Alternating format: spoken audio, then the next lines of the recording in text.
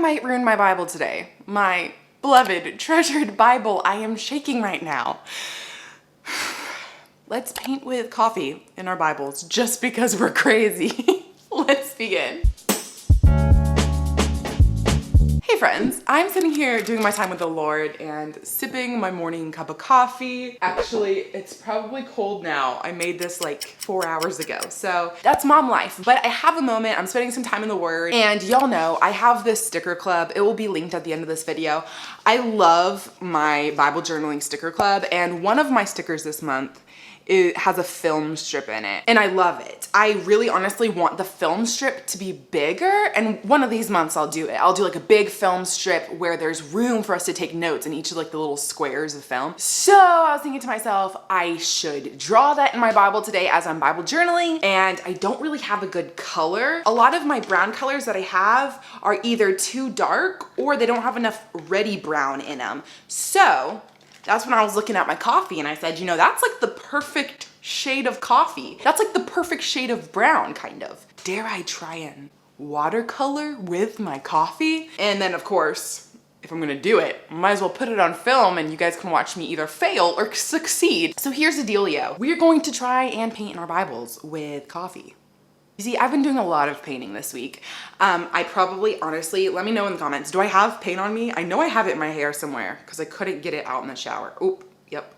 We've been painting our front room, and 2 nights ago, I had a spill.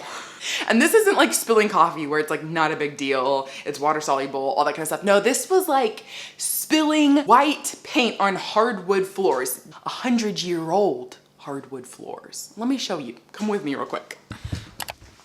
Okay, so I've been painting this room and still have to put the outlet covers on. Over here, underneath where the china cabinet sits, you can see we have beautiful 100-year-old hardwood floors that are actually not that beautiful. They're worn down, but I spilt like paint all over them.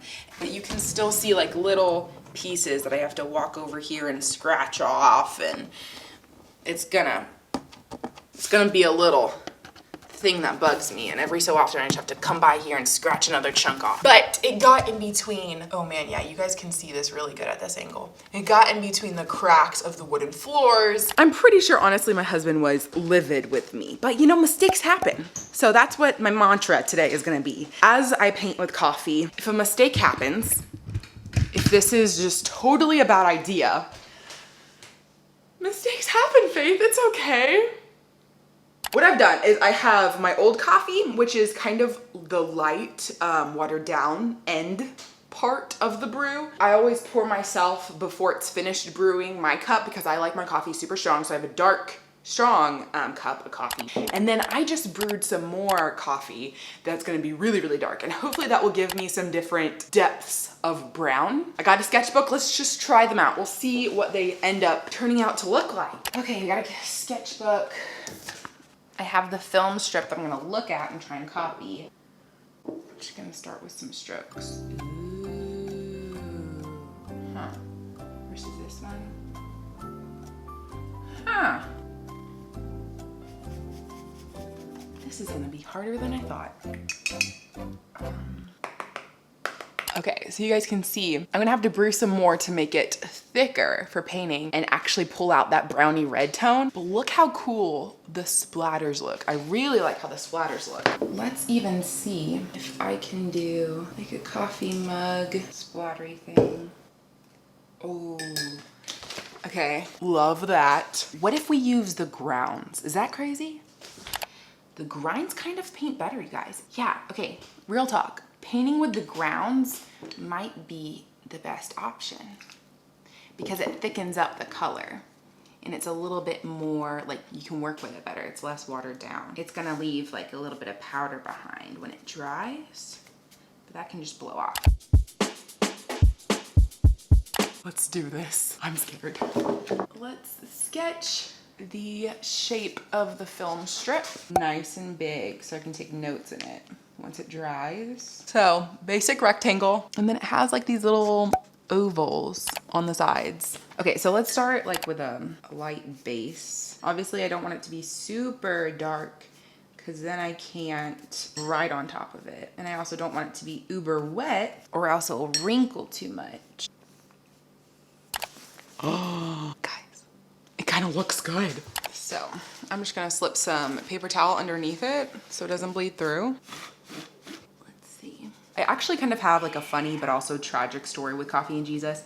I made a video like 2 years ago, maybe by now. It was on Jesus and coffee culture. But basically it was just critiquing. I had just gotten home from Hobby Lobby and all over Hobby Lobby, it was like Jesus and coffee or coffee and Jesus is all I need and stuff like that, which is like fine. But that kind of puts coffee on the same level as Jesus, which is not actually very Christianly. And it's like, well, but you can go without coffee and coffee doesn't save your soul. And so I was critiquing that. And at the time, I didn't watch a lot of Bible study videos on YouTube. So this is where it gets bad. I had no idea that there was a big channel on YouTube called Coffee and Bible Time. And so I had a lot of their people like come over to my video and get mad at me because they thought I was critiquing that channel. And I honestly just didn't know they existed. And so I eventually just took that video down. But what I was just genuinely trying to do was like spur on the thought process of he's so much more than an energizer for my morning. Like Jesus saved my soul. He saves daily me from myself and from my brokenness. He daily is my anchor, my light, my life. He gives purpose and meaning to every bit of my life. And coffee doesn't do that. Coffee is yummy. I low-key might be addicted to coffee. All of those rabbit trails to say, it caused a little bit of drama. So I eventually just took the video down, but I think of it now every time I sit down with a cup of coffee at my Bible, it is a great reminder for me to pray for every single person that watched that video. And then on top of it, every single person that I might have turned away from the gospel just by my ignorance. And I know that's probably giving myself a little bit too hard of a time, but well, this is definitely not ruining my Bible. Can y'all see that? And then once this is fully dry, which is not too long from here, I can write on top of each one of these squares and take notes. I'm studying Psalm 143 this morning, and it's gonna be the perfect little place to put notes. I could put like context here, then a summary here, an outline of the psalm, or a takeaway and application here, whatever. It's a perfect little strip. I can always add some real washi tape right here to make it look taped in, or I could draw some fake washi tape like you guys know I love to do. I love it because I already have the paint out with me. I'm already drinking coffee and spending time with the Lord. All I need is a little simple paintbrush, and it's just another medium. It's really fun. And if you guys are new here, if you guys haven't watched some of my other crazy, risky videos that I've made in my Bible, check out this video. It's where I literally cut out some notes from one Bible and glue them in my main Bible, this one right here. Or watch this video if you wanna see some more creative, aesthetic ideas for your Bible journaling. And if you would like to support this ministry or sign up for my Bible journaling sticker club, check out this link right here. And I will see you guys in these videos, on this link, whatever. I love you guys, and remember that the Lord loves you way more than we love coffee. Okay, bye guys.